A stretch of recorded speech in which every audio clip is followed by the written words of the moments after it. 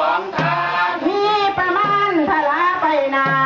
มีประมาณพละไปนาขึ้นจนฟ้าสวรรค์นิพพานจนฟ้าสวรรค์นิพพานด้วยผลทานของเจ้าครั้งนี้ด้วยผลทานของเจ้าครั้งนี้ไปกี่ที่ที่เกิดเป็นปลาโลดไปกี่ที่เป็นปลาโลดมาตั้งว่าได้เนี่ยมาโอดกินยังบ่ได้มาโอดกินยังบ่ได้ของง่ายๆก็บ่ได้กินของง่ายๆก็บ่ได้กินพระโอดินพระสันดอกทางเจ้าพี่1 2 3ไป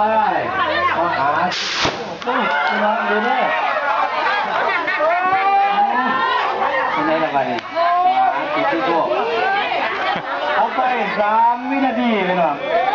เพราะว่ามันขึ้นเยอะ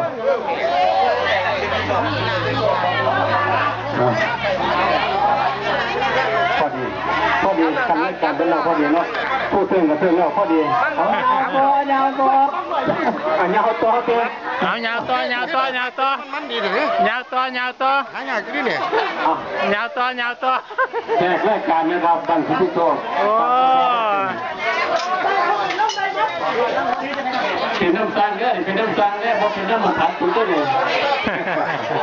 เอายาตัวกันมาห้องนะเอายาตัวกันมาเลยยาวตัวอีกเจ้าหน้าที่หนึ่งแม่เอาอีกเจ้าหน้าที่นึงคนถึงลงเก็บลงเก็บ